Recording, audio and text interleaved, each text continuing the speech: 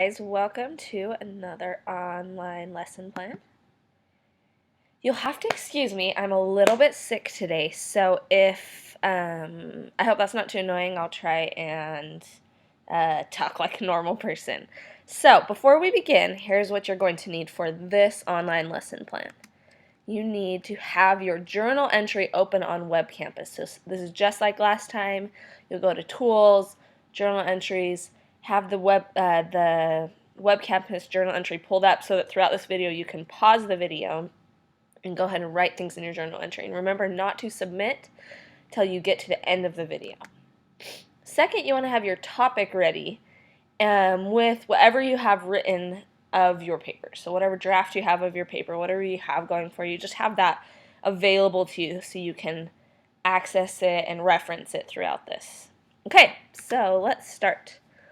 Today we're going to be talking about counter-argument. Now this is a phrase that I've brought up in class a few times. We've talked about it a little bit, but we're really going to dig into what it means to bring in a counter-argument today. And for some of you, it's going to feel really uncomfortable because you're trying to make this point and it's something you feel strongly about, and so it's going to feel really uncomfortable to go ahead and say, listen, people who disagree with me, you are right on some things, right? But we're going to talk about how doing this helps actually prove your point, right? Puts your audience at ease. It helps show that you understand where they're coming from. So we're going to look at how that happens today. So what is a counter-argument? It's kind of a long explanation, but when you write a persuasive essay, you're making an argument, right?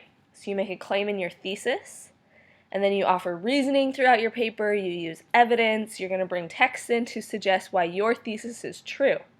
When you counter-argue, you consider that there are possible arguments against your thesis or against some part of your reasoning that are valid or good, and then you need to state why your claim is still valid or true. So it's a little bit tricky. We're going to walk through it today.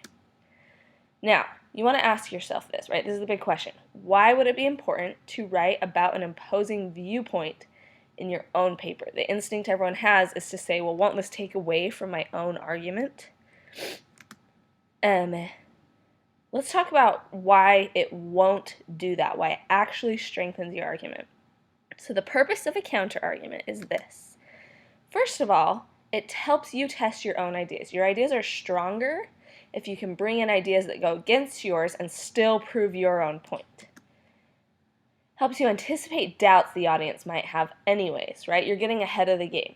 This is probably the biggest reason you write a counter-argument, because no matter what, when you're arguing to people who are initially skeptical of what you're saying, they're going to say, but wait, what about this? But wait, what about this? Right? If you know they're going to do this anyway, you might as well address that. 3, it presents you as the kind of person who weighs your alternatives before you make an argument. So you've considered all sides of an issue. It presents you as someone who is considerate of other people's viewpoints instead of just sweeping them under the rug and saying what you think doesn't matter. And last, it presents you as someone who is trying to discover the truth rather than just trying to win an argument, right? Sometimes this happens, right? You're making an argument and halfway through you realize you're wrong, but you don't want to be wrong, so you're just arguing anyways. When you address a counter-argument, you show that you actually are interested in just discovering the truth rather than trying to win. So these are all really good reasons to include a counter-argument.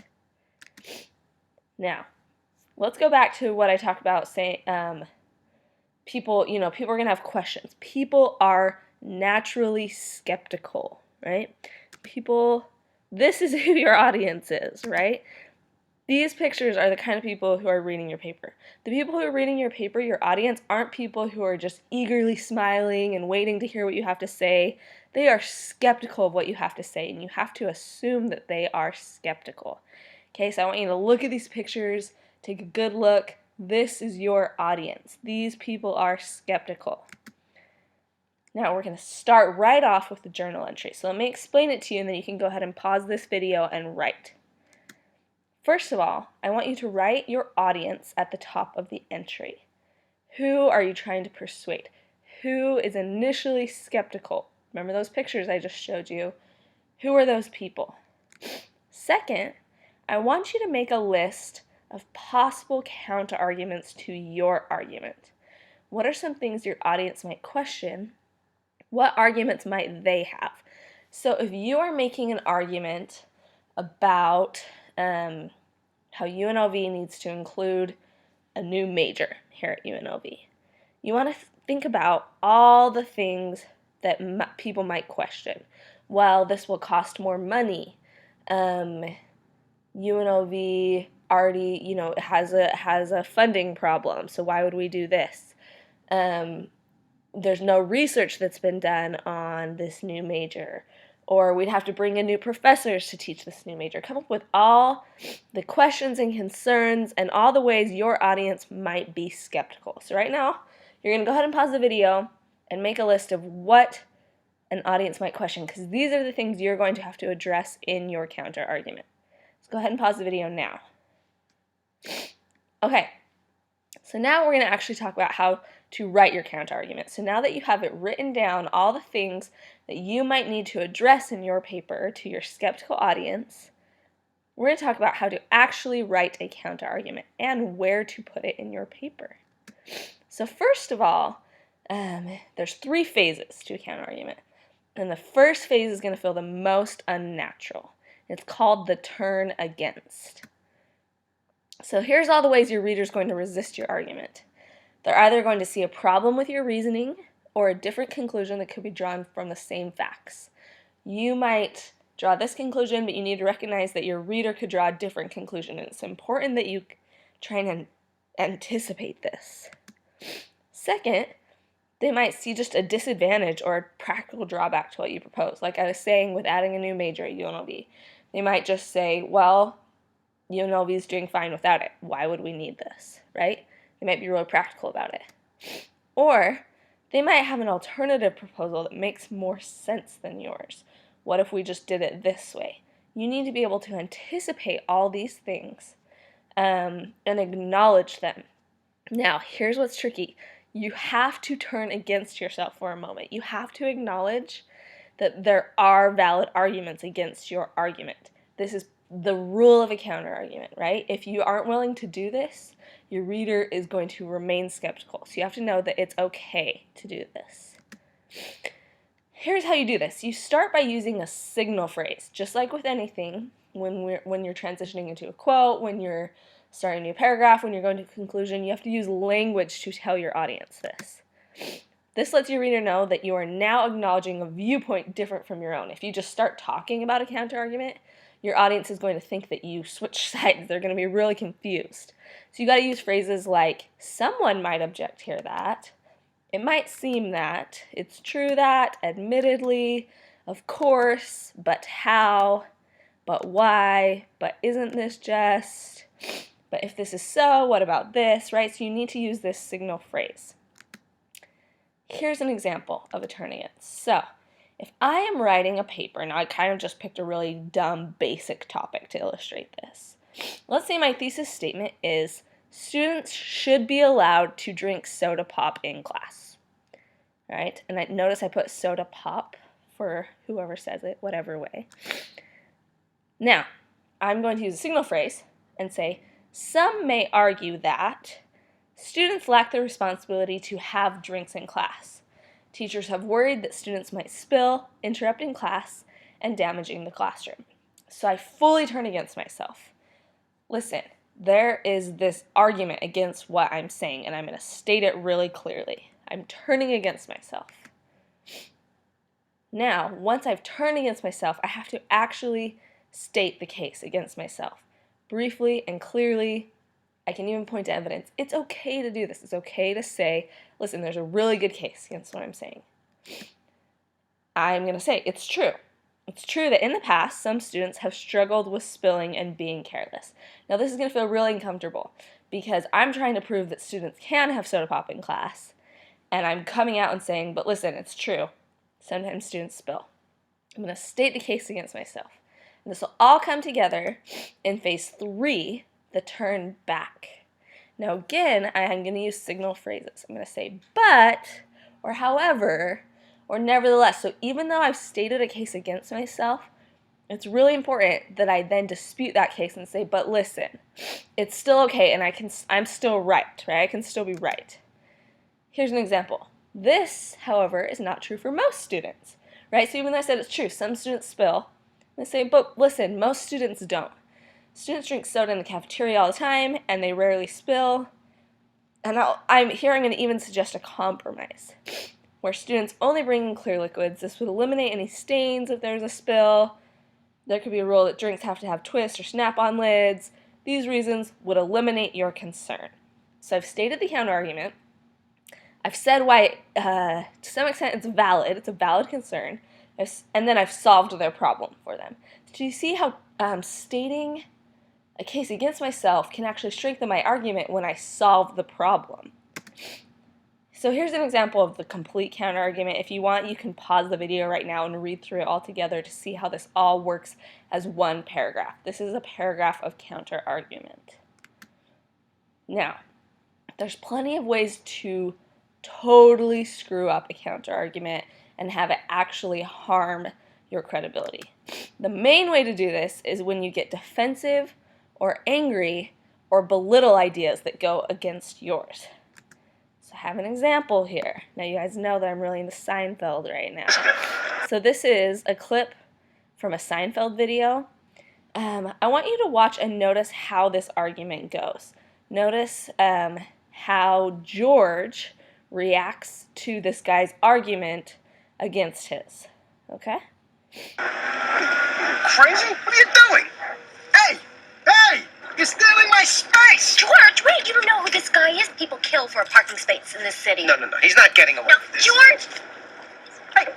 What are you doing? I think I'm parking my car. You can't do that. You can't just sneak in from the back like that. I'm not sneaking. I didn't even know you were parking. You were just sitting there 3 spaces up. What, if you didn't think I was parking, why did you put it in head first? Well, that's the way I park. Anyway, you didn't start backing in until I pulled in. I was in the middle of a conversation. Hey, buddy, what can I tell you? Right, the point is, I was here first. I was closer to this space than you were. But I'm backing in. You can't put it in head first. I can if I have room. Are you going to move the car? No, I'm not going to move the car. Jerk. Oh, you're not? Leave this guy? Come on, we'll put it in the garage. I am not putting it in the garage. It's my space. What are you gonna do? You're just gonna leave it here like this? Oh, I'm going upstairs. Are you... All right, so we notice that in that argument, whenever the guy came up with a counter-argument to George's, right, I can pull it in head first if I have the space to do it. George just got angry and was mean to him, right? He just said, you're a jerk. He didn't say, listen, that's a valid point, but, or anything like that, right? He just got angry. And sometimes this is what we do. We say, oh, some people say this, but how could they even think that way? And they're idiots if they think that way, right? And of course you won't write those words, but to some extent that's what you're saying. This doesn't work because the people that you're saying, that you're belittling are your audience, right? And you need your audience to listen to you. So this is the main thing not to do in a counterargument. This is the way you want to address a counterargument. You want to acknowledge that they are right, right? So you want to say, listen, you are right. The thing you're saying is right. George should have said, listen, you're right. You can go in head first. But, and this is the kicker, here's why I am more right. You know, common courtesy suggests that you wait for someone to back in or something, right? If you acknowledge that someone is right, they feel validated, and they're much more willing to listen to you. Here's the right way to address it. You show, first of all, why their counterargument is not a real problem. Listen, you know, what you're saying is true, but it's not really relevant to my argument. Or sometimes it's just effective to match the counter appeal. If they use like a really pathos-heavy appeal, right? Their counter-argument is a really emotional story. You might respond with another emotional story.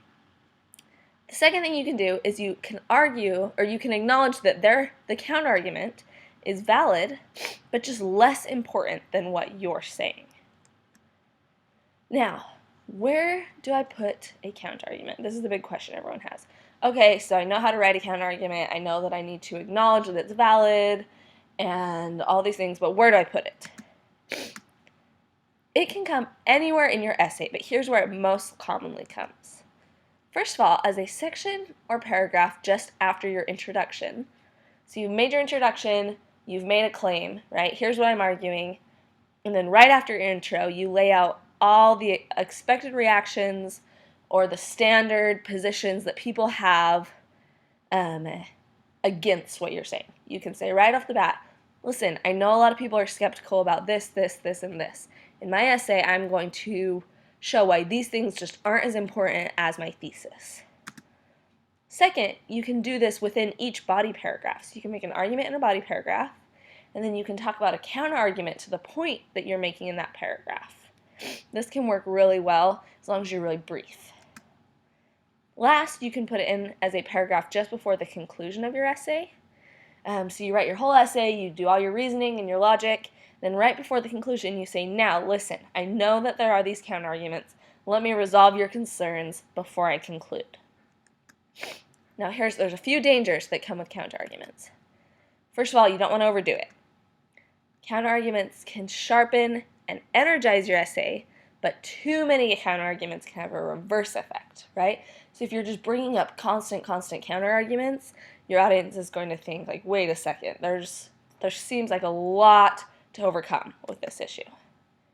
They can make your main idea appear a little bit weak because there's too many objections, right? So you don't want too much counter-argument. Now, you don't want so much counter-argument that it sounds like you've convinced yourself, right? If you start finding the counter-arguments more true than your thesis, you actually might consider making that your thesis and switching, right? So I had a student do this once. She was making an argument about the death penalty. And halfway through writing her paper, she was including counter-argument. She realized she actually felt the opposite of what she was writing about. She was starting to agree with all her counter-arguments, right? This is a good sign that you should switch to the other side of your argument. Or you can modify your thesis if this happens, right? So that you have a new, refined perspective. Make sure you're paying attention to these when you include counter-argument. Now, last I have an example of a counter-argument. This is an article you've already seen, but we're going to look at a specific section. So this is the anti-feminist movement article. Now, I want you to notice, in lots of feminist arguments, right, there's a really big divide. This is one of those issues that really divides people. And this author takes some time to acknowledge this. We're going to look at it.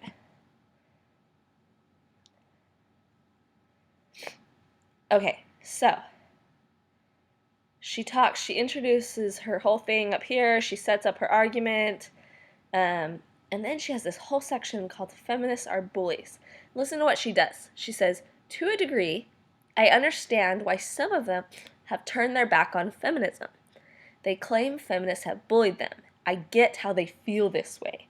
She's actually acknowledging that they're right, right? Simply writing about the topic opens you to attack.